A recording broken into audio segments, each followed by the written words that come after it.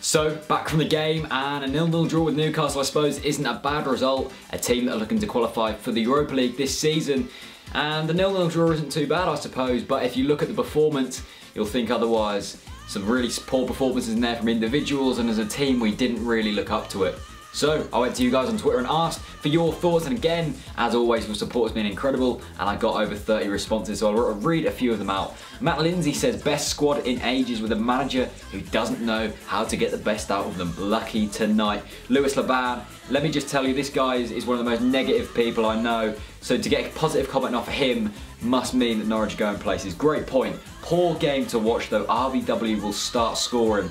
Now I'm going to stay on that point. RVW, I've backed him a hell of a lot since he's come in. I think he's a good player, and he just hasn't really shown his full ability. Tonight was his worst performance. He was bad tonight, very, very bad. Never really got into the game fully. I thought Hooper outshined him like big time, and Hooper wasn't that great tonight either, but he made Van Wolfswinkel look very poor, I thought. Van Wolfswinkel, will he start scoring? I'm sure he'll get a few goals this season as long as he gets into the right places, but that was something we were seeing from him at the start of the season. He was getting into the right places and he was getting chances. Tonight, I don't think he had one chance.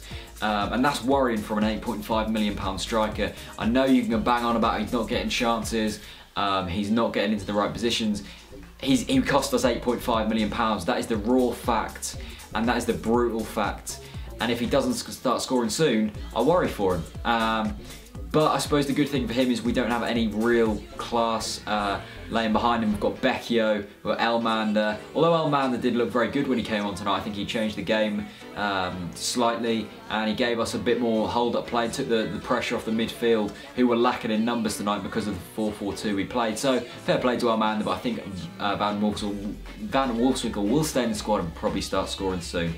Talk Deerham says, do you have a number for a contract killer? I think I may have a job for him. Hashtag Houghton down. So obviously not a very big Chris Houghton fan there. Jacob Fisher says, Hoops looking good and very positive. Just needs to read the Wolves movement a bit more, but a good point against a good team. You know, that's a very positive way of looking at it. I thought Hoops was very good tonight. He likes running at players, likes holding the ball up. I think we've got a very, very good striker on our hands there. He scored goals in Europe and in the top flight in Scotland, so I'm sure he's going to start scoring a few more goals for us. Already our top scorer this season, let's not forget. Van Wolfswinkel's movement I think was non-existent tonight, so Hoops couldn't really read it, but I'm sure that will start coming with more time and as they get to gel with each other. And I think it was a good point, to be honest. If you would have asked me would I settle for a point at the start of the night, I would have said no, because let's not forget Newcastle have just lost Kabay, and although they're a big club, they haven't got that much talent in there. I mean, they've got Remy, they've got Tim Krul as a fantastic keeper. They've got a few other players in there as well who stand out, but nothing really that special. And when Norwich are playing at home, you always want them to pick up 3 points, unless it's against sort of the top 6 teams. So it's slightly frustrating that we only got a point, but if you saw our performance tonight, I think you'd probably take it. Let's go on to the Snodgrass incident. Basically, Robert Snodgrass is our set piece taker, he's our free kick taker, corner taker, and he was over near the Snake Pit tonight, which is sort of our most atmospheric stand, and the fans are giving him a lot of stick after a very poor delivery from him. And because of that, Snodgrass has turned around and you know gave the fans his opinions, stuck in a few swear words, and it hasn't gone down very well at all with the fans. They've lashed out at him. We all got a bit nasty towards the end of the first half, which created the boos as well. But fair play to Snodgrass, he came out in that second half and done very, very well. I thought he played some fantastic football, tracked back a lot and gave us a bit of an attacking threat. And then at the end there, he went over to the Snake Pit, gave a thumbs up and clapped it off. So Snodgrass, a lot of people giving him a bit of stick, but I love Snodgrass. I love the passion he brings, I love the talent he brings, and I don't think there was anything wrong with giving the fans a bit back, because, you know, it's give and take. If we give the players stick, they're entitled to give us some stick. But the best way to reply to that is just to shake it off and become a better player. I thought Pilkington done okay. Coming back into the team through injury is never going to be easy, but he came in, created a bit. The first half there was one incident where we basically threw on goal, and Pilkington, very poor touch to go out of play, so that was a bit of a letdown. Newcastle though should have really won the game. Remy hit the post 3 times himself, and I think Newcastle hit the post 4 times in total.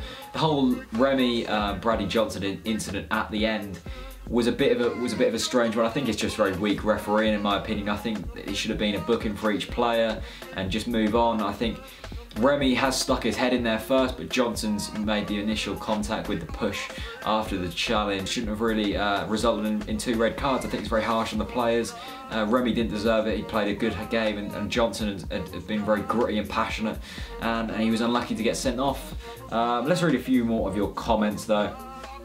Canary Tuber, fellow Norwich YouTuber, says, what could Houghton really do? Gets stick when he plays Almander. It's not his fault. We can't do the basics. Take corners, pass, etc. Worrying.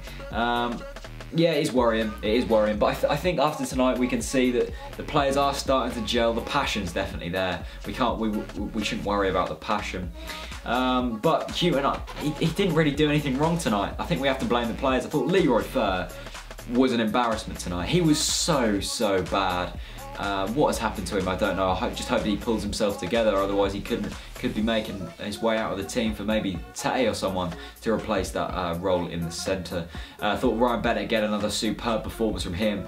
Superb work from him. Ruddy, again, supreme, the man of the match. Fantastic performance from him. But a 0-0 draw. We move on to Cardiff away at the weekend, which is a winnable game. Cardiff currently lie bottom of the table, so hopefully we've got to win that game really. If we win that game, then all things are good. If we lose, then more problems lie ahead for Norwich City. And then the next week, Manchester City at home. I hate to think what that result's going to be like, but it's going to be an interesting game anyway. Leave me your thoughts on today's video. Did you like the shorter intro, or do you want the sort of the long build-up back, or did you enjoy the longer review and the shorter build-up? So anyway, thanks for watching the video. Please subscribe and like and share it out. For now, peace out.